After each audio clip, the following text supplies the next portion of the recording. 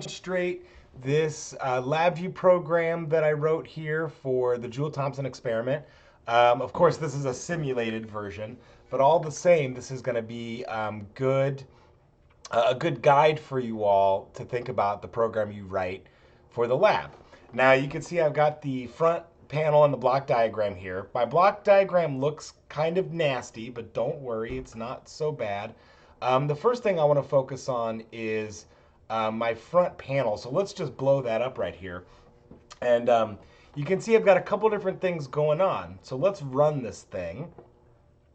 And assuming that it's going to run okay. Yeah, so basically, let me walk you through what I got going on here.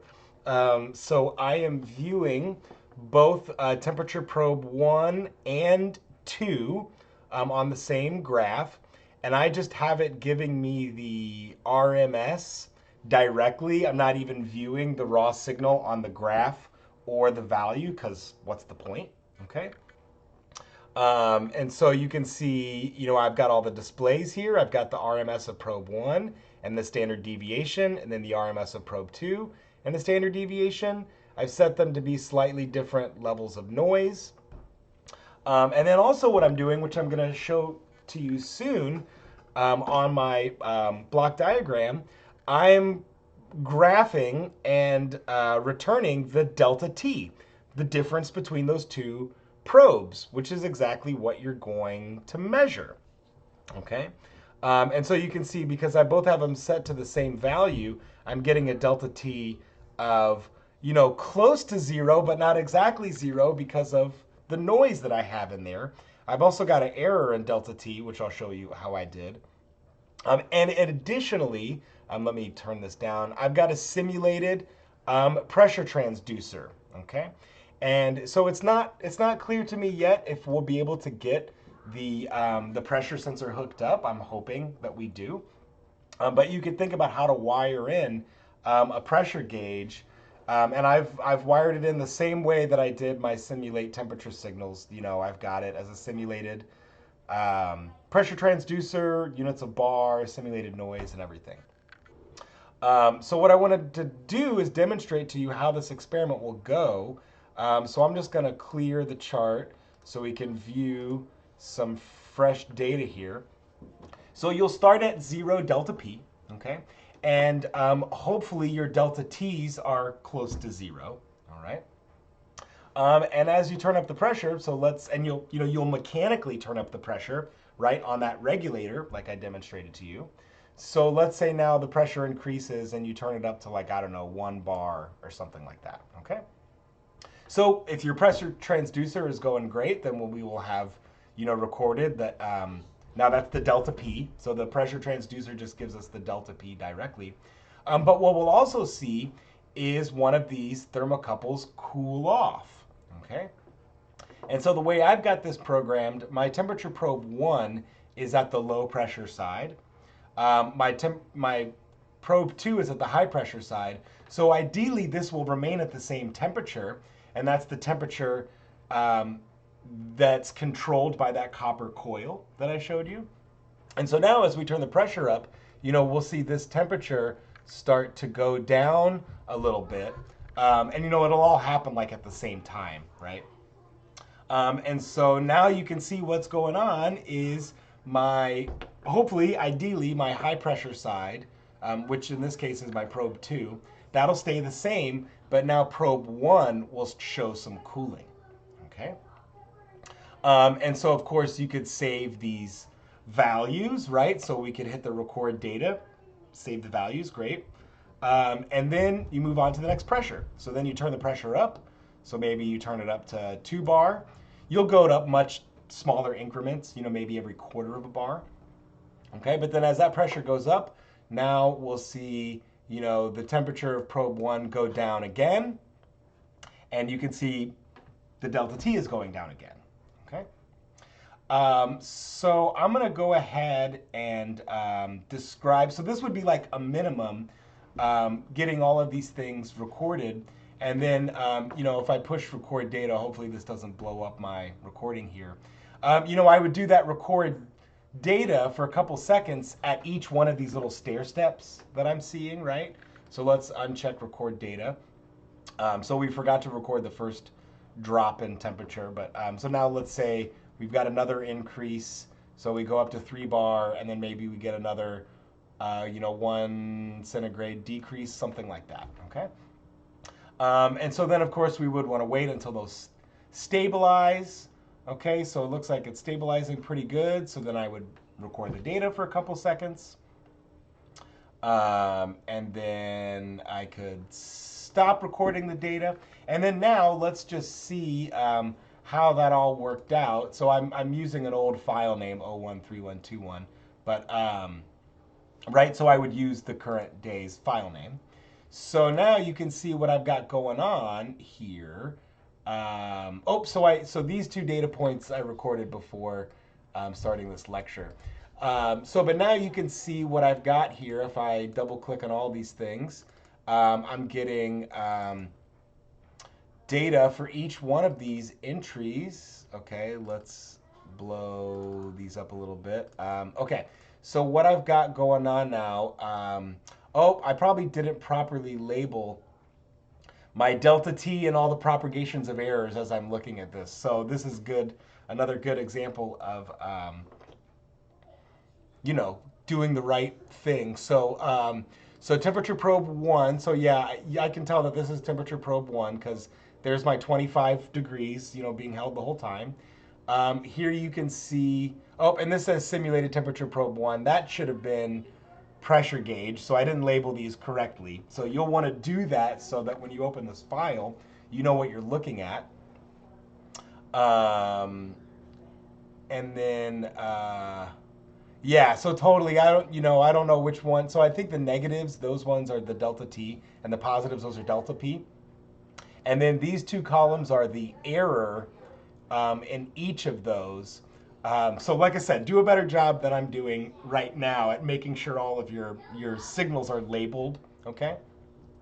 But what's pretty cool, what I would then graph, for my final results would then be, the delta T on the y-axis and the delta P on the x-axis. And then, you could obviously do that offline here.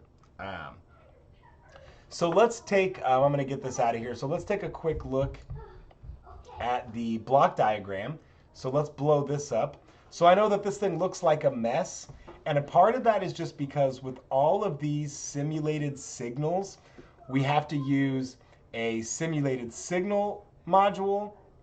We have to use the statistical processing. So you can see, right, I just went straight from the simulated signal to conducting the RMS. Right, and then now this is all a mess, but this spits out into a couple of graphs there, right? There's that graph. So let's do tile left and right, and I don't need to be running this experiment while I'm talking about this. So I'll move my floating head over here, and yeah, so like I said, so this temperature probe 1 comes out here, and I get the RMS value of probe 1, I get its standard deviation. All right, and then now this statistical package is for temperature probe 2. So there's RMS for probe 2, so I can double click that and you can see it. Here's standard deviation for probe 2, beautiful. And so all of those, I have both of those feeding into the same probe. Okay. Now to do this delta T right here, I'm taking advantage of the subtraction VI. So I know that's really difficult to see, but what I'm doing is subtracting the RMS signal from probe 1, and I'm subtracting the RMS signal from probe 2. And you're going to need to remember which one is which one is the high pressure side and which one's the low pressure side, because the sign of delta T matters. So do a better job than I'm doing in this video, okay? I've been doing a lot of copying and pasting, and so you can see that leads to not knowing which signal is which. So make sure you know which signal is which, okay? So that gives me my delta T, so that's cool. And then also, I wanted to calculate an error in delta T. So you can see if I move myself out of the way, here's my error in delta T. There it is right there, okay?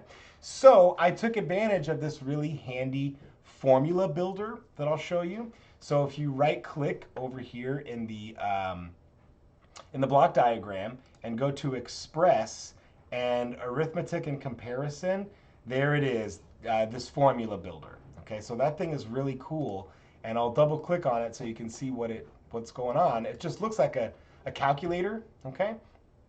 And so each one of these inputs are various signal inputs that I can manipulate.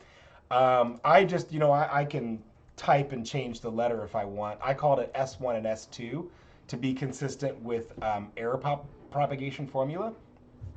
And so notice how this is written. So I know this is probably tough to see, but it's the square root of the sum of the square of the errors, right? So all this is the formula for propagation of a sum of errors.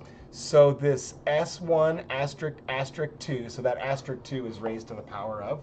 So that's the standard deviation in signal 1 squared.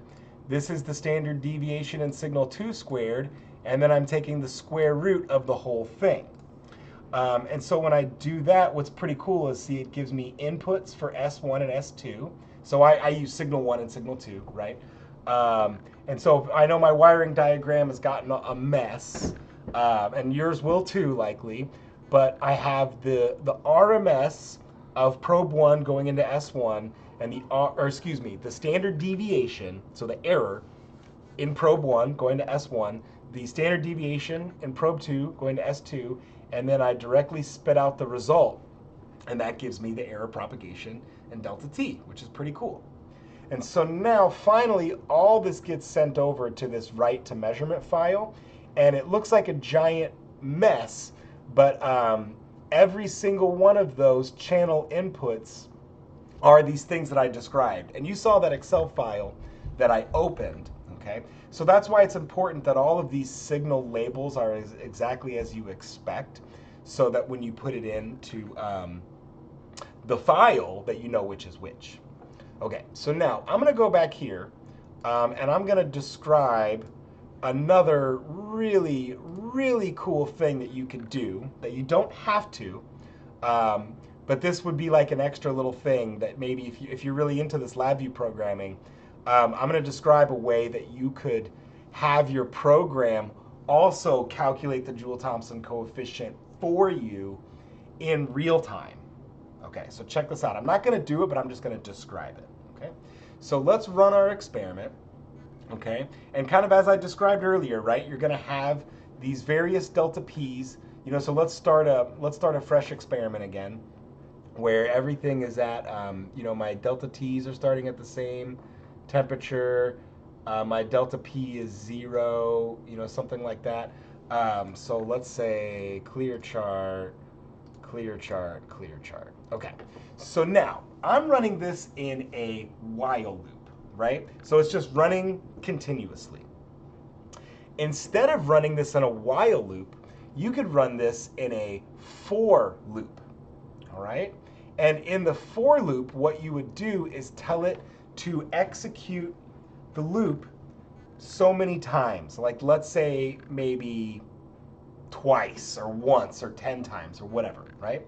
Because if you think about it, the way that I've got my signal inputs, I'm doing 1,000 hertz sampling frequency at 1,000 samples average. So I'm getting 1 data point per second. That's an average of 1,000 data points. So you could have this for loop run like just one time, 1 second, right? And you'd have an average of 1,000 data points. Really good, okay?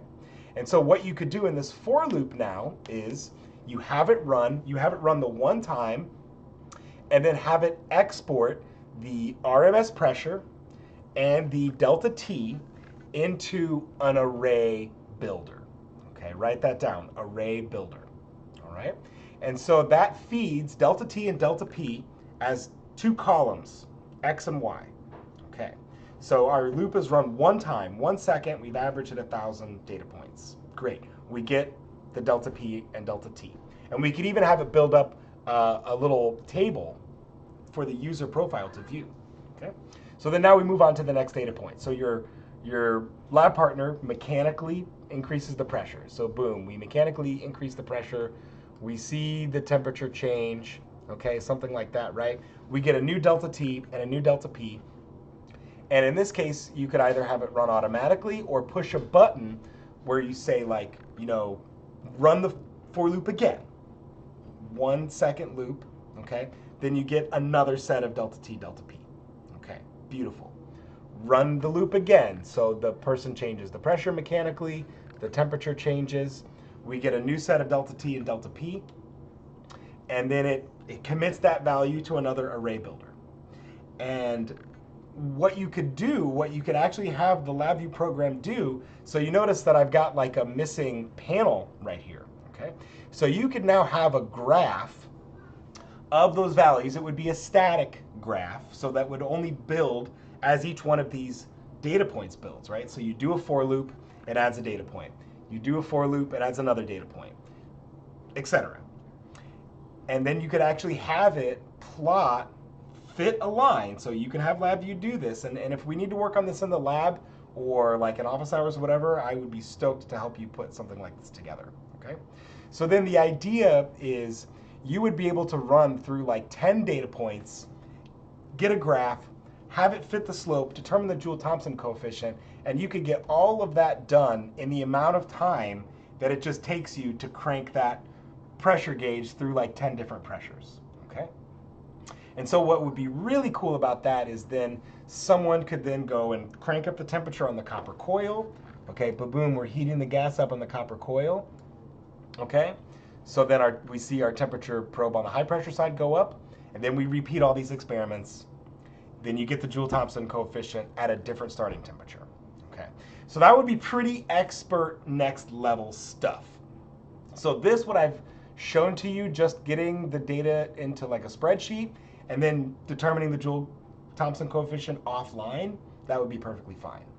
But if you want to do this kind of online analysis that I described, where you could just zoom through like 10 pressures in a matter of 30 seconds or whatever, that would be awesome. So I would love to help any of you out if you want to work on a program like that. Okay, folks, hope you're enjoying your spring break. Happy Saturday.